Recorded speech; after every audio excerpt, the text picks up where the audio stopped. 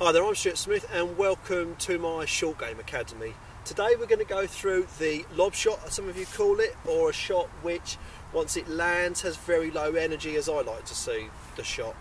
So this is typically where the pin's cut quite close to a bunker, or there's a few mounds in the way, you don't have a lot of green to run.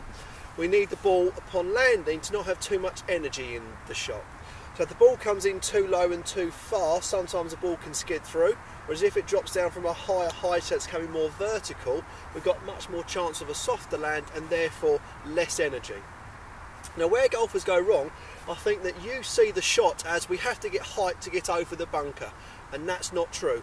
What you need is, you need the ball, as I said, once it lands, to not roll forwards too much. So therefore the more vertical the ball drops down, the less roll it will genuinely have. Okay, so yes, it will go up, but we're not looking for height as the main ingredient of the shot. We're looking for it to land with very, very little roll. So what does the club have to do in this? Well, we obviously have the loft of a club. This is 56 degrees of loft I've got here, and as I hit the ball, so at impact, I need to make sure I have as much loft as possible going through the impact area.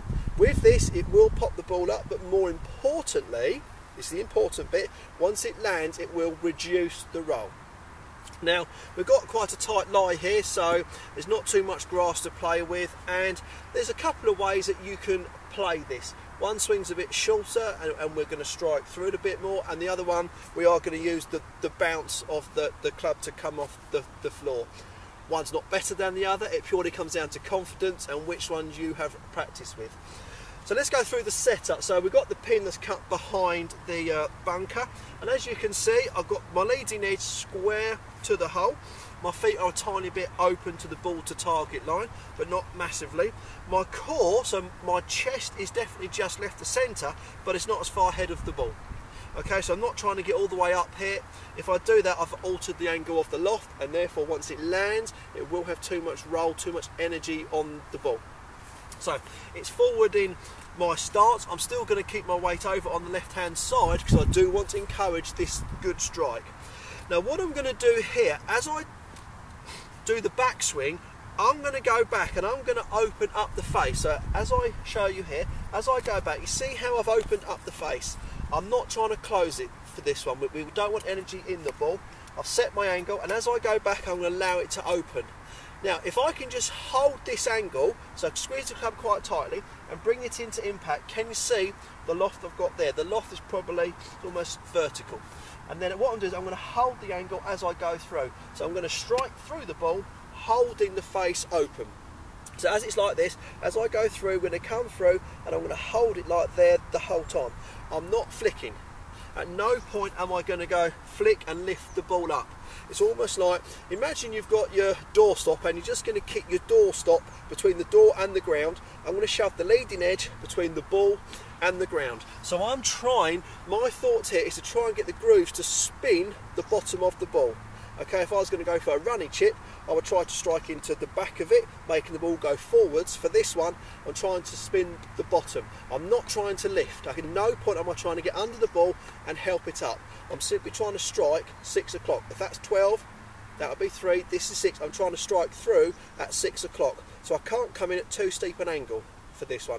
This one I'm going to come in quite shallow, so therefore I need to make sure I've got nice lie behind me. If I've got a tuft of grass behind me, I cannot choose this way to create a shot which has low energy upon landing. So I've got myself into setup here. I get the club angled, then I take my grip. There's no point in me taking my grip and then angling the club, because as I come back to impact, I'll return to the normal loft, and again, that's no good. So I set myself up, the club's in, balls forwards, I've still got my chest forwards, at no point am I moving this back, it's going to stay here the whole time. Now I take my grip, and what I try to do is I'm going to try to strike through 6 o'clock. So I'm really going to put some spin on to this ball by how I strike it. Let's have a go on this one. So we've got the bunker in the way, let's go for a shot. There we go, so I've hit that, and I'll show you in a minute, that's probably about a foot from the hole. But as you can see, I've gone to there and I've gone through and I've held the angle, so we can see the angle of the face. And that's one way of playing it. That's my preferred way, simply because I enjoy striking the ball. So if always I've got my club striking into a part of the ball, I feel as if I've got control. This is another way which sometimes I will play depending on the lie. So this way I'm going to use the bounce. So as I come down, I'm probably going to come down steeper angle of attack for this one, and I'm going to whack the club into the ground and the bounce should take it out. Now I've got to judge it. I can't do it here because then the bounce will come out and catch the ball. So I'm looking to come in, whack it down here and use the bounce to come out. So very similar to a bunker shot. Okay, you've got to be brave because again, on this one, if I was to go bounce it down and stop, so if I was to quit on the shot like this, the ball's not going to go anywhere apart from just plot forward. So let's do that one where we get it wrong. So watch this. There you go. You see the ball popped up in the air, but because I quit on the shot, the same as a bunker shot, the ball has not gone anywhere. Okay, so I would have the same setup for this one. So I'm still into the balls forward. I've got my core. In fact, probably not quite as far forward for this shot because I'm going to come down steeper. So it's probably more middle of my stance this time. I'm going to do a longer swing, so I need to have a much more of a hinge. As I say, I'm throwing the club down and I'm hoping that the bounce, I'm trusting that the bounce will do this, is go under the ball, send the club up, and that's when the ball pops up as well. So let's have a go. This is the other way to play the shot. Use the bounce. There we go. So that's gone up in the air and they're both next to the hole. Both are very, very successful. You have to commit to both of them. So again, one of them, you're going to choose to spin the bottom of the ball. You can't do this if you've got a tuff behind because it's a shallower angle of attack. The second one, I'm sending the club down, the bounce sends it out, and that's what helps to lift the ball up. What I'll do is I'm going to grab the camera and just show you where they both ended so we can see. So here we go. So if we look at the green, can you see where they are? We've got the bunker and they are actually quite close, so we're not too far away from the hole. So both of these I'd be able to tap it in quite easily, and that's the two shots I've just hit.